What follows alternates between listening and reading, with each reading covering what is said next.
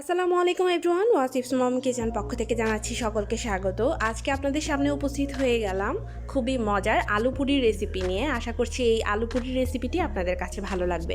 সহজভাবে উপস্থাপন করছি, চলুন তবে দেখি নেই আলু পুরি বানানোর সহজ পদ্ধতি। প্রথমে একটা মিক্সিং বলে আমি এখানে 2 কাপ পরিমাণ ময়দা নিয়ে নিচ্ছি। ময়দার পরিবর্তে আপনারা এখানে আটাটাও ইউজ করতে পারেন, কোনো সমস্যা নেই। এখানে দিয়ে দিচ্ছি স্বাদ মতো লবণ। এখানে হাফ চা চামচ পরিমাণ লবণ আমি ইউজ করেছি। এবার লবণটাকে খুব ভালো মতন ময়দার সাথে মিশিয়ে নিচ্ছি। এরপর এখানে দিয়ে দিচ্ছি 1 টেবিল চামচ পরিমাণ সয়াবিন তেল। আপনারা যদি পুরিটাকে অনেক বেশি ক্রিস্পি খেতে চান নিমকির মতো, তাহলে আপনারা এখানে এর পরিমাণটা একটু বাড়িয়ে দেবেন, অর্থাৎ 2 টেবিল চামচ পরিমাণ দেবেন। তেলটাকে খুব ভালো মতন ডলে ডলে ময়দার সাথে মিশিয়ে নিতে হবে। খুব ভালো মতন মেশানো হয়ে গেলে এখানে আমি দিয়ে দিচ্ছি হালকা গরম পানি। পানির কোনো মাপঝোপ নেই, এখানে 1.5 কাপ পরিমাণ পানি আমি নিয়েছি। পারফেক্ট একটা ডো বানানোর জন্য যতটুকু পানি প্রয়োজন ঠিক ততটুকু পানি এখানে ইউজ করব।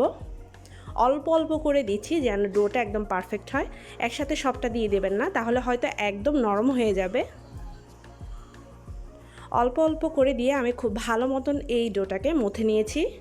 এবারে একটা পাশে একটা ঢাকনা দিয়ে ঢেকে 10 মিনিটের জন্য রেখে দিচ্ছি রেস্টে।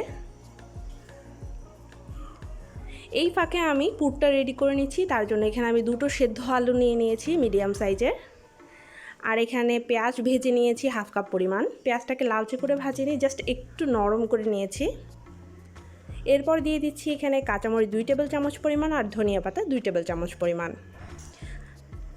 আলুগুলোকে হাত দিয়ে এরকম ম্যাশ করে নিতে পারেন, কিংবা গ্রেটারের সাহায্যেও খুব ভালো মতন গ্রেট করে নিতে পারেন। এতে করে কোনো দানা দানা ভাব থাকবে না। খুব ভালো মতন আলুগুলো গ্রেট করা হয়ে গেলে এবার সবগুলো উপকরণ হাত দিয়ে খুব ভালো মতন মেখে নিতে হবে।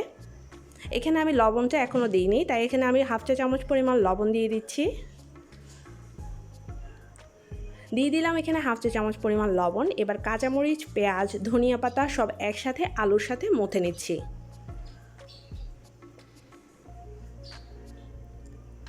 পুরটা অলমোস্ট রেডি হয়ে গিয়েছে। এখন পুরটা একটা পাশে রেখে দিচ্ছি।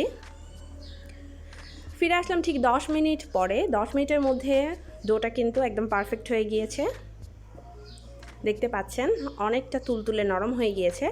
এখন সামান্য পরিমাণ ময়দা ছড়িয়ে এই ডোটাকে আরও একটু মথে নিচ্ছি।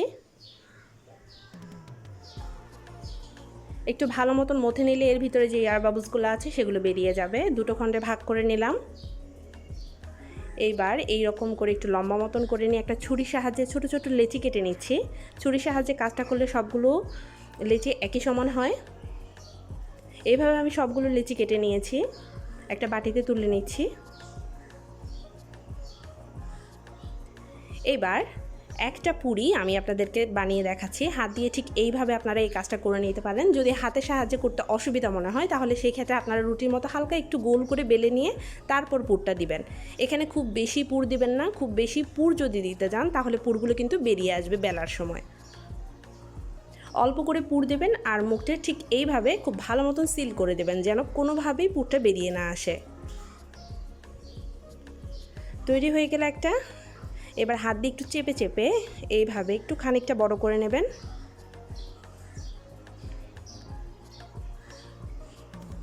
এবার এটাকে একটু ময়দা ছড়িয়ে আমি একটু বেলে নিচ্ছি। আপনারা এখানে ময়দার পরিবর্তে হালকা একটু তেল দিয়েও বেলে নিতে পারেন।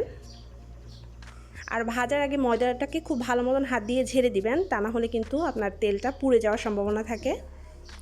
বেলার সাথে সাথেই চেষ্টা করবেন এগুলোকে তেলে ভেজে নিতে, তা না হলে কিন্তু একটার সাথে একটা লেগে যাওয়ার সম্ভাবনা থাকে। তো আমি এখন ভাজতে চলে যাচ্ছি।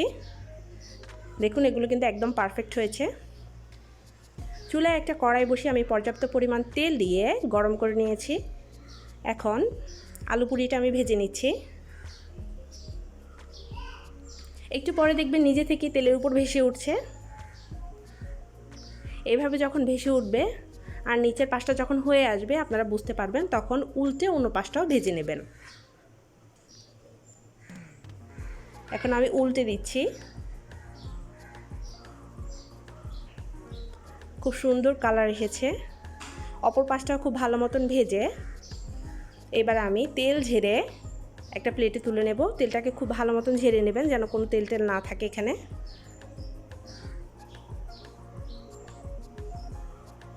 একটা প্লেটে তুলে নিয়েছি। এইভাবে আমি সবগুলো আলু পুরি ভেজে নেব।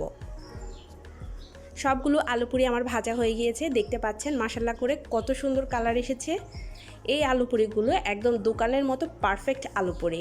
আশা করছি রেসিপিটি আপনাদের কাছে ভালো লেগেছে। যদি ভালো লেগে থাকে বাসায় অবশ্যই ট্রাই করে আমাকে জানাতে ভুলবেন না। কমেন্ট বক্সে অবশ্যই জানাবেন।